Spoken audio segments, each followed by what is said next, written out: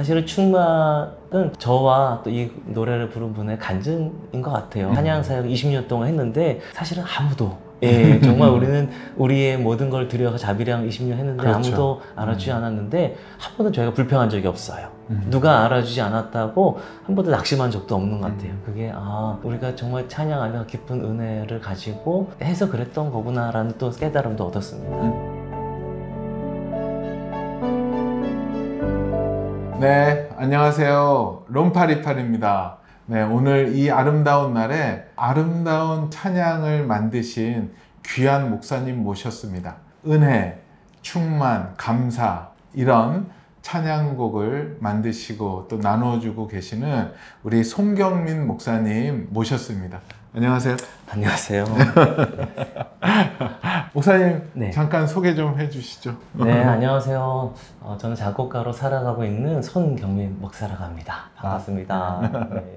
우리 목사님이 이번에는 모든 것이 은혜, 은혜, 은혜.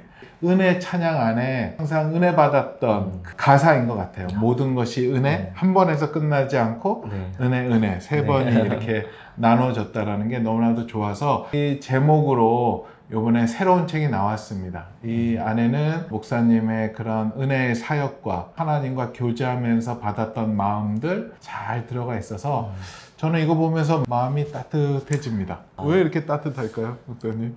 저는 사실 따뜻하다고 생각은 해보진 않았는데요. 자연스럽게 이렇게 신앙생활 해 나가면서 하나님이 좀 둥글둥글하게 만들어주신 것 같아요. 네. 그렇구나. 그러면 바로 한번 여쭤볼게요. 아니, 저도 그 교회에서 이 은혜를 처음 들었을 때 저도 눈물이 났었던 걸로 기억을 하고 있습니다. 그 은혜를 만드신 분의 은혜의 정의란 무엇일까요? 저는 사실 한마디로 은혜를 정의할 수는 없는 것 같아요. 왜냐하면 하나님의 은혜를 제가 다 알 수도 없고 아직까지도, 그리고 다 표현할 지식도 없습니다. 그래서 한마디로 은혜를 어떤 것이라고 말할 수는 없지만 굳이 하라고 하시면 모든 것이라고 제가 말씀드릴 것 같아요. 우리가 이 땅에 태어난 것부터 시작해서 태어난 생명의 기회도 은혜, 그리고 살아가는 그 모든 순간들도 하나님의 은혜, 그리고 저는 가장 큰 은혜라고 생각한다면 내가 예수님 만난 것, 날 자녀 삼아주신 게 가장 놀라운 은혜라고 말할 수 있습니다. 네.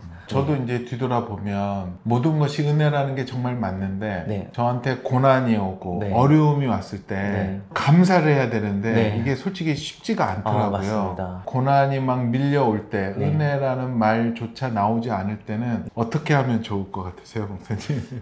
사실 제가 한 분 한 분의 어려움을 다 이렇게 알 수도 없고 이해할 수 없지만 저의 경우에는 고난을 통해서 때로는 저는 그런 것 같아요. 저의 모난 부분이 깎여지고 또 고난을 통해서 제가 주님 편에 서게 되더라고요. 그리고 의지했던 다른 것들을 다 내려놓고 하나님을 더 붙잡게 되더라고요. 그래서 저는 부끄럽게도 고난도 은혜 안에 있어서 우린 고난도 은혜라고 고백할 수 있는 것 같아요. 조금 힘드시더라도 그 고난을 통해서 주실 은혜가 있음을 기억하시고 그 시간을 정말 기도하면서 인내하면서 아름답게 보내시기를 소망합니다. 그 말 너무 좋은데요. 고난도 은혜 안에 있다. 목사님 간증도 들어보고 했는데 목사님도 어릴 때서부터 굉장히 어려운 환경에서 여기까지 오셨는데 목사님은 최고의 본인이 느꼈던 은혜의 순간은 언제라고 생각할 수 있을 것 같으세요? 가장 최근에 경험했던 가장 뜨거웠던 날은 은혜 찬양을 작곡하고 처음 이제 아내랑 둘이 앉아서 우리 이거 가이드 음악을 만들어 보자. 그리고 반주를 하고 아내가 들어가서 녹음을 하고 제가 들어가서 녹음을 해서 모든 것이 은혜라고 노래했을 때 그때가 아마 성령님께 가장 깊게 터치하시는 순간이 아니었나. 저도 모르게 눈물이 터져 나오고 지났던 모든 시간들이 얼마나 아름다웠던 시간인지 깨닫게 된 깊은 은혜의 시간이었던 것 같습니다. 그 광경을 봤어야 되는데 부끄러운 광경입니다. 사역하시는 거 봤더니 우리 사모님도 같이 이제 사역을 하시죠? 예, 맞습니다. 반주자로도 하시고 찬양도 코러스도 하시고 너무 보기 좋던데요? 정말 한 번도 계획해보지 못한 일이거든요. 저희 둘이 이렇게 사역하는 한다는 것은 네. 하나님께서 감사하게 우리 아내에게도 귀한 달란트를 주셨고, 그리고 20년 동안 갈고 닦게 하신 것 같아요. 사실 피아노만 연주하고 또 찬양 예배 반주만 했던 사람인데, 이상하게 예배 때마다 반주하면서 찬양을 노래를 하더라고요. 그래서 왜 이렇게 노래를 하나 반주에 집중하지?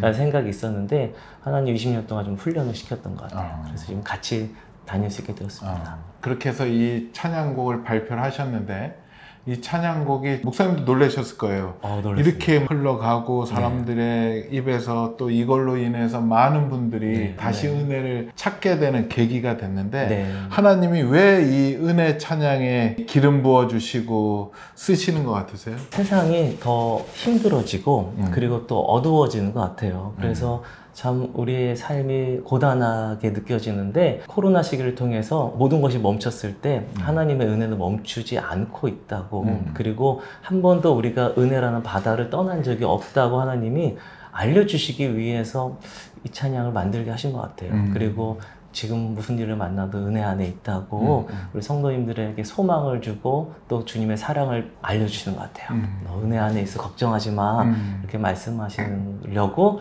만들게 하지 않으셨나 하는 생각이 듭니다. 우리 목사님, 이 은혜를 작곡 작사하실 때도 뭔가 하나님의 특별한 개입하심이 있지 않으셨을까요? 저는 2018년도부터 이미 하나님이 은혜에 대해 묵상할 마음을 주셔서 제가 은혜라고 적고 그거를 계속 머릿속에 두고 다니면서 은혜가 무엇일까? 은혜가 무엇일까? 2년 동안 틈틈이 계속 묵상을. 그런데 참 2년 동안 묵상했던 것이 사실 코로나 시기에 완전히 바뀌긴 했습니다. 이전까지 묵상했던 내용은 은혜가 무엇이지? 내가 무슨 은혜 받았지? 근데 코로나로 모든 게 다 멈추고 당연한 것이 당연하지 아닌 거 알게 되면서 그때는 다시 이렇게 묵상을 했어요. 내 인생의 은혜가 아니었던 것은 무엇이지? 생각해보니까 내 힘으로 했다고 하지만 그 힘은 누가 주셨지? 하나님이 주셨는데, 이거 하나하나 따져보니까 하나님의 은혜여서 다시 묵상을 또 합니다. 몇 개월 동안. 그리고 나서 저는 이제 오랜 묵상과 곡을 써놓고 계속 불러봅니다. 부르기 편한지. 그리고 저는 또 아이가 있다 보니까 우리 아이들은 부를 수 있는지, 우리 어머니는 부를 수 있는지 계속 불러보고 듣고 다니면서 하나님이 은혜 딱 제 마음 가운데 확신과 은혜를 주실 때 나누려고 노력합니다. 그럼 이제 앞으로 나올 찬양곡도 지금 집 안에서는 불러지고 있겠네요?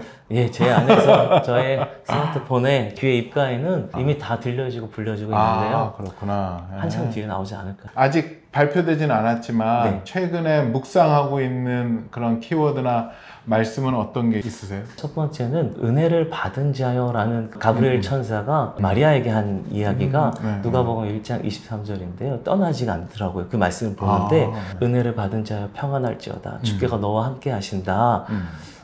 우리가 다 모든 것이 은혜라고 고백했다면, 주님이 함께 하시는 걸 알았다면 이제 우리가 주 안에 있는 평안을 누리면서 살아갈 차례고, 그런 마음도 주셔서 좀 그러한 찬양과 또 하나는 어느 순간부터 저는 악기를 하는 사람, 악기도 다루다 보니까요.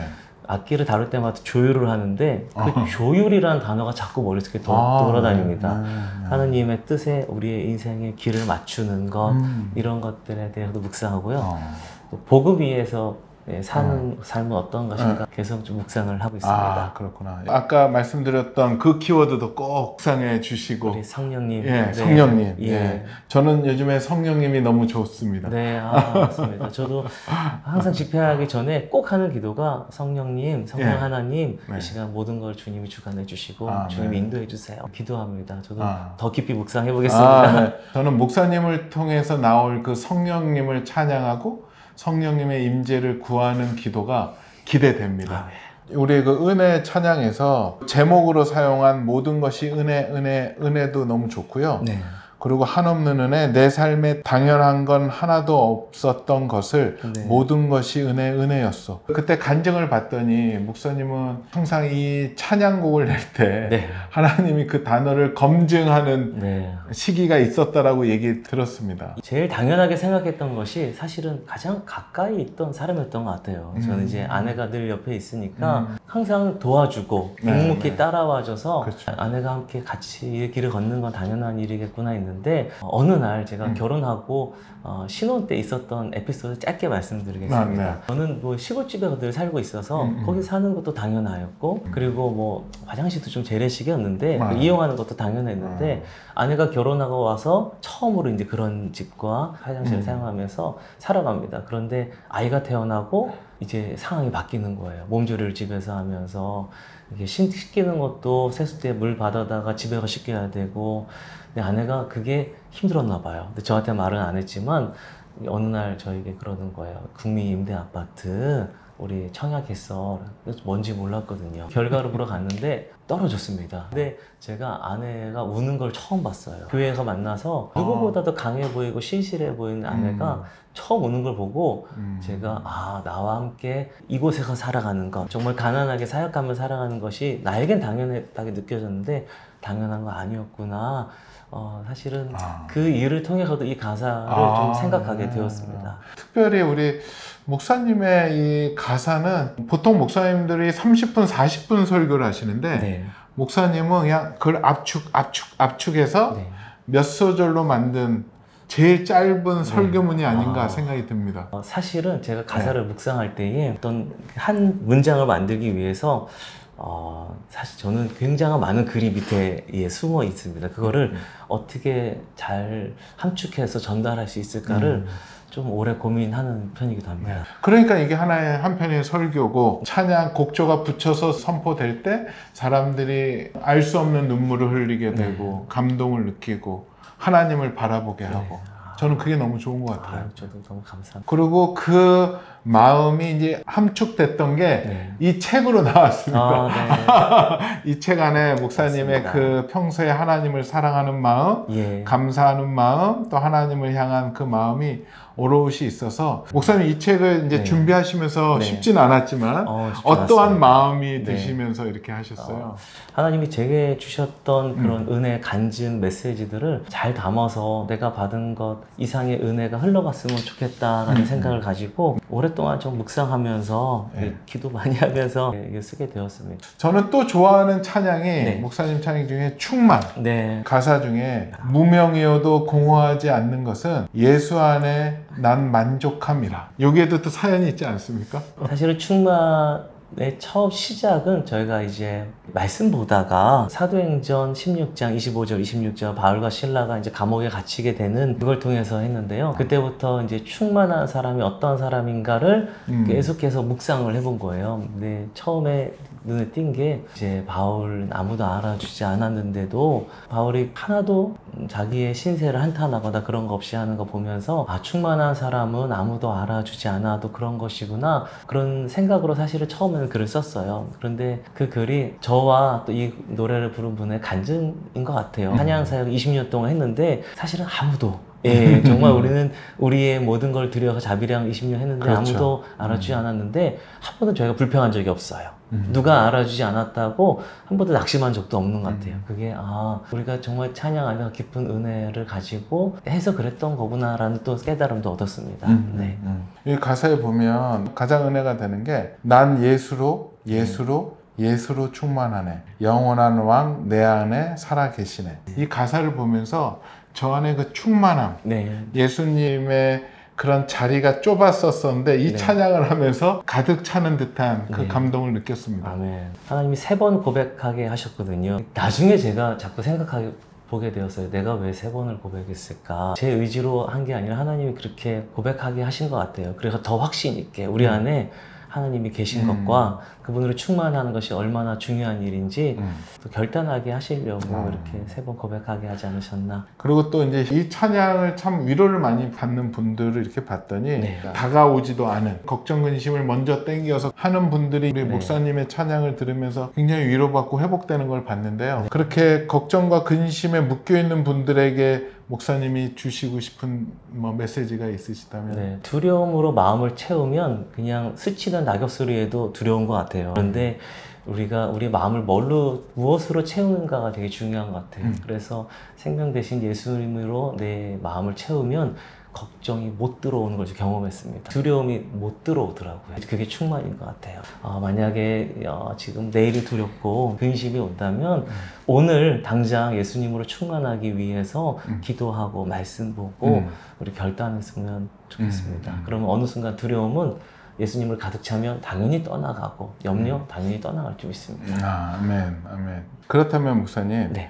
그 예수님으로 내 안을 충만하게 하려면 네, 어떤 네. 실천 방안들이 있을까요? 가장 기본이 두 가지잖아요. 우리가 네, 네. 말씀을 피고 내가 걱정하는 시간보다 말씀 보는 시간이 많으면 걱정은 당연히 사라지는 거라서 말씀을 보고 네. 그리고 기도 같아요. 기도하는 시간이 늘어날수록 어느 목사님이 그러셨던 것 같아요. 기도하는 시간이 늘어날수록 염려와 걱정하는 시간이 줄어든다. 우리가 말씀과 기도를 할 때에 자연스럽게 우리 안이 심령이 그것으로 채워지는데 말씀은 예수님이시니까요. 목사님 항상 묵상을 통해서 하나님에게 응축된 단어로 이 마음들을 표현하시잖아요. 네. 목사님만의 말씀을 보는 방법, 묵상하는 방법이 있으세요?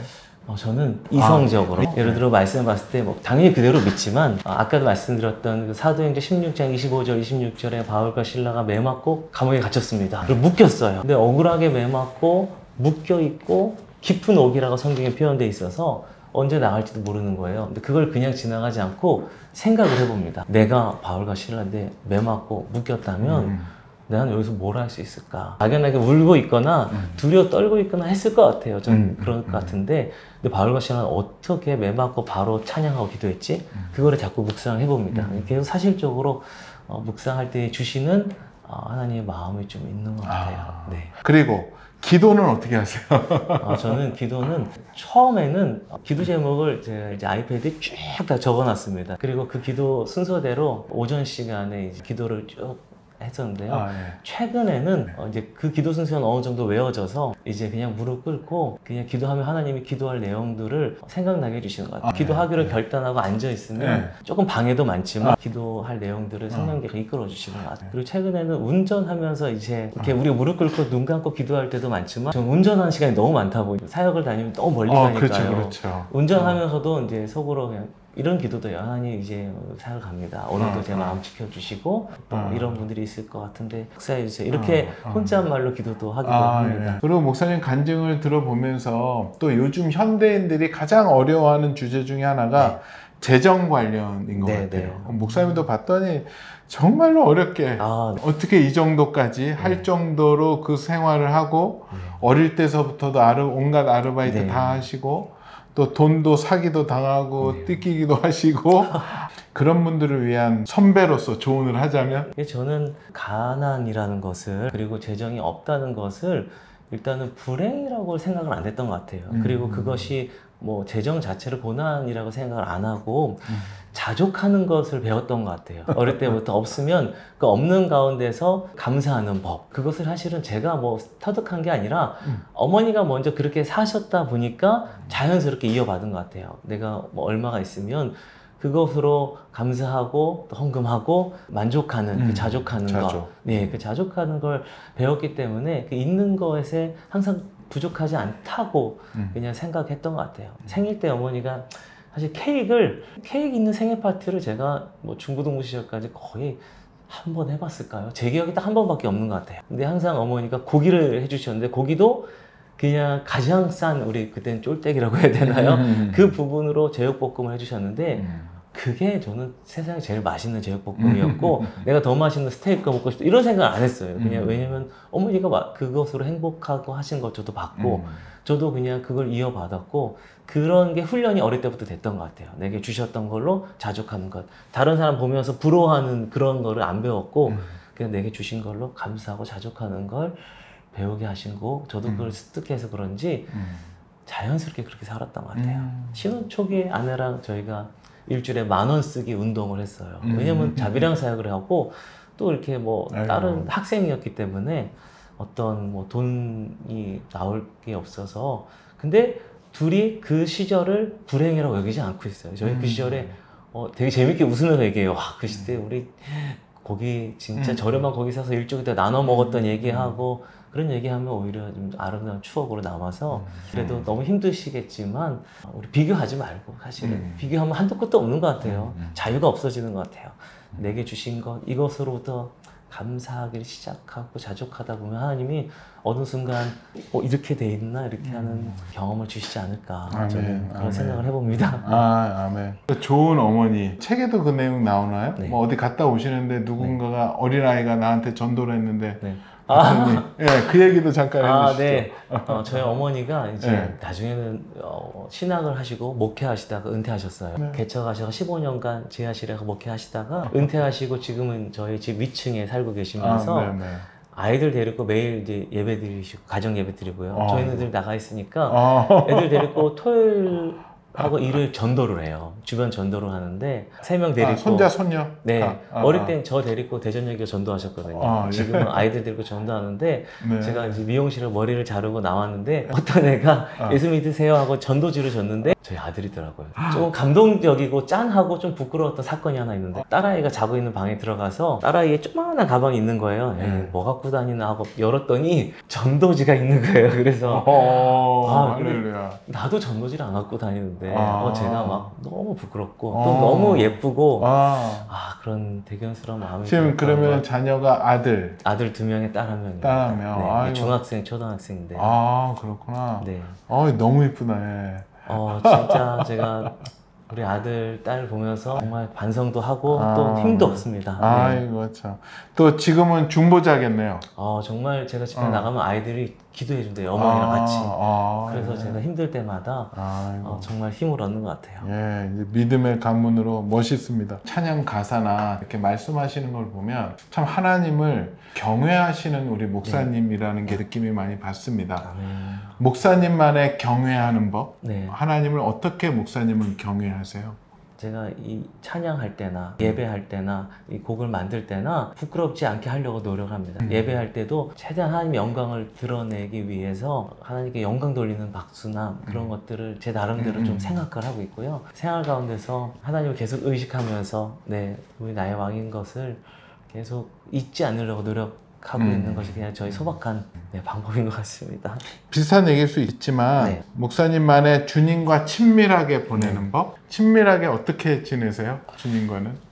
이거는 저만의 방법인데 저는 사실은 이런 뭐 가사를 묵상하거나 곡을 쓰는 시간이 주님과의 가장 친밀한 시간입니다. 왜냐하면 그 시간 동안에 제가 다른 것을 다 내려놓을 수 있고 딱 하나님의 마음을 생각하려고 노력을 많이 하고 있어서 그 시간이 가장 주님과의 친밀한 교제 시간이 아닌가 싶어요. 앉아서 곡을 쓰기 시작하면 주님과의 교제가 시작된다고 저는 그렇게 생각하고 곡을 계속 써왔던 것 같아요. 그래서 또 많은 곡을 쓸 수 있던 것 같아요. 내가 어떤 곡을 써내겠다 이런 마음은 전혀 없거든요. 그럴 능력도 안 되고 그 곡 쓰는 시간에 제가 주님을 깊이 묵상할 수 있어서 그 시간을 오래 가질 수 있어서 뭐 곡도 만들고 또 주님과 더 시간을 보낼 수 있던 것 같습니다. 또 한 가지는 선교지를 가는 것이 주님과의 친밀한 교제를 하는 시간 같아요. 그래서 저는 선교지에서 어디 부르면 마다하지 않습니다. 어디든 갑니다. 그 가고 오는 그 비행기의 여정, 차에서의 여정, 그 안에서 지내는 모든 시간 동안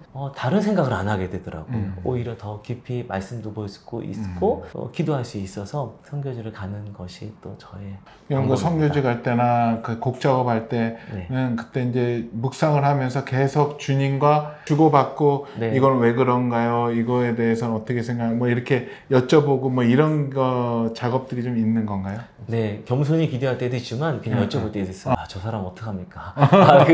저는 또 왜 이렇게 어떡합니까? 다니면서도 묵상도 하고. 그러면 곡조는 이게 저런 게 그려져야 되잖아요. 음계가. 그거는 그렇게 왔다 갔다 하면서 음계가 어떻게 그려지시나요?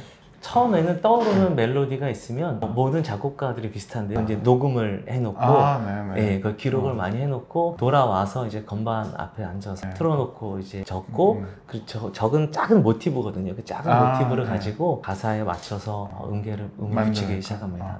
그게 이제 하늘의 곡조가 들리면 최고겠네요. 예, 맞습니다. 저는 예배 드릴 때 사실은 곡조가 많이 떠오를 때가 많아요. 예배 드릴 때. 그때는 못 적긴 하지만 기억하려고 노력합니다. 또 기도할 때 또 이렇게 말씀 볼 때 하나님 떠오르게 해주실 때가 제일 많은 것 같아요.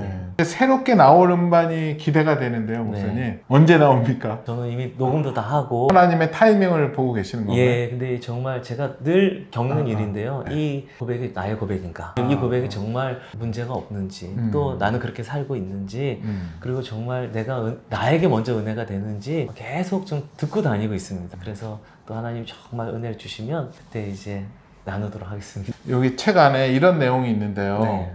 하나님과 사람 앞에 드려진 귀한 믿음의 고백들이 두고두고 살아서 성도들 사이에 역사하려면 반드시 하나님의 검증, 테스트를 거쳐야 합니다.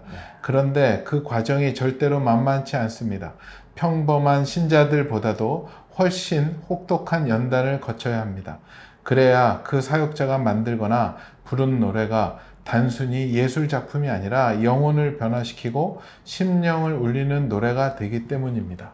저는 이 말씀을 듣고 너무나도 더 신뢰가 갔는데요. 기억나시는 것 중에 지금 하나님의 검증을 통과한 게 뭐가 있을까요? 네.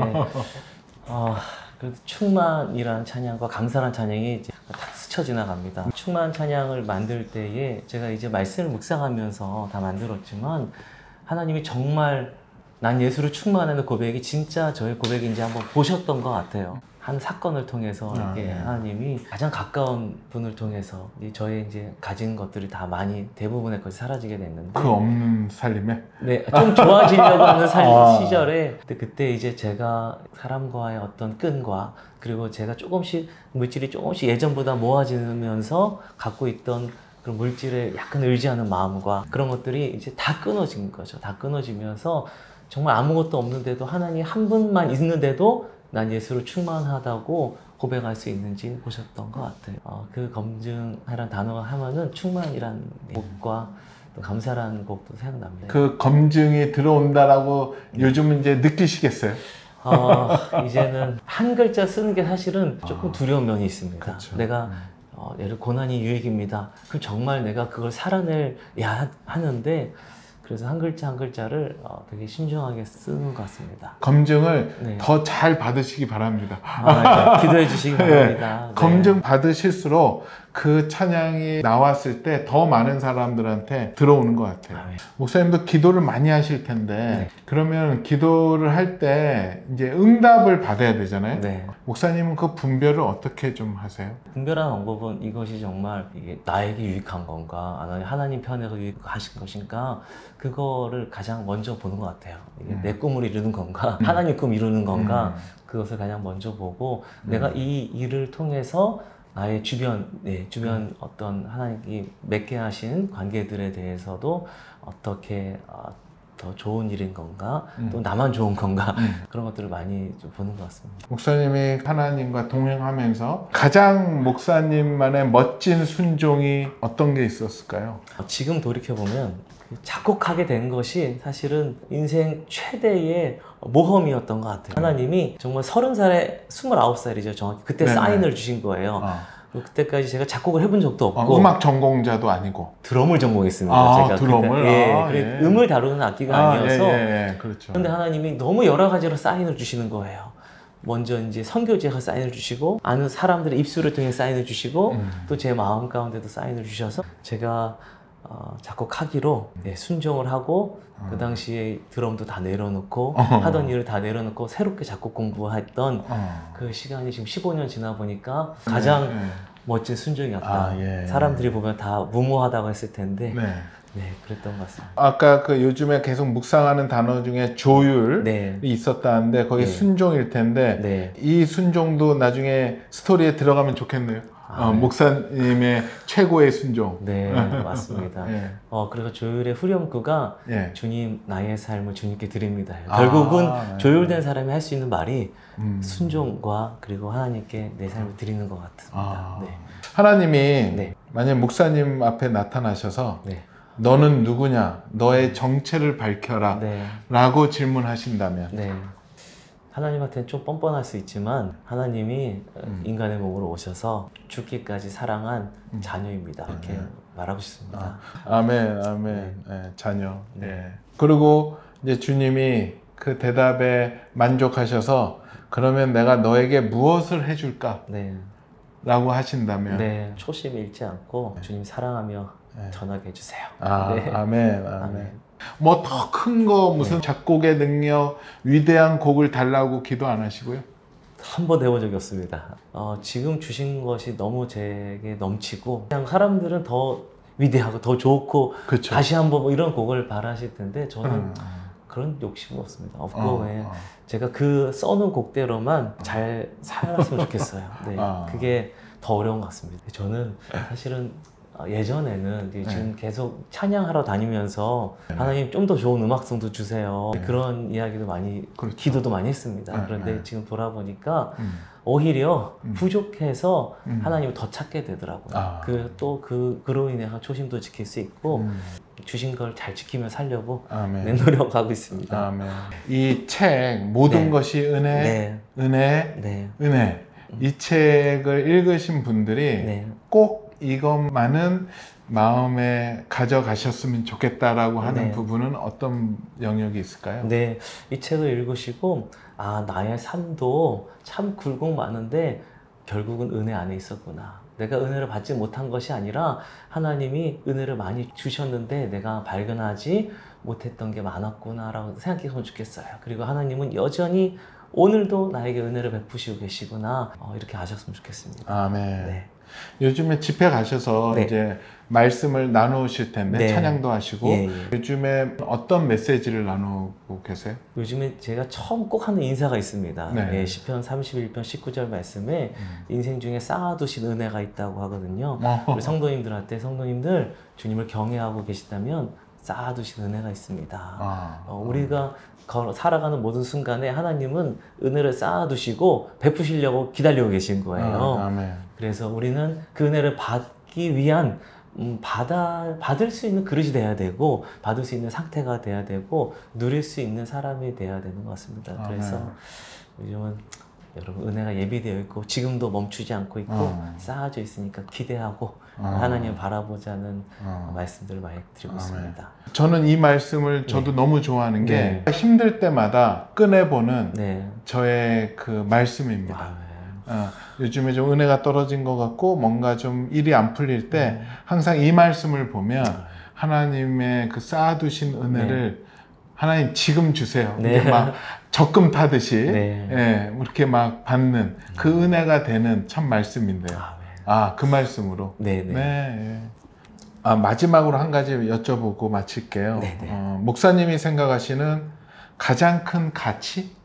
가장 큰 가치는 예수 그리스도의 십자가 복음입니다. 그게 제 인생에 있어서도 이 세상 모든 걸 통틀어서도 가장 큰 가치라고 생각합니다. 목사님이 그 가치를 두는 복음은 어떤 복음이라고 얘기할 수 있을까요? 그러니까 주님께서 우리를 이 땅에 오셔서 죄를 다 용서해 주셨는데 그 해주신 이후에 하나님이 그 은혜를 거두지를 않으시는 거예요. 우리가 때로 연약할 때가 있는데 그래도 아침이 오더라고요.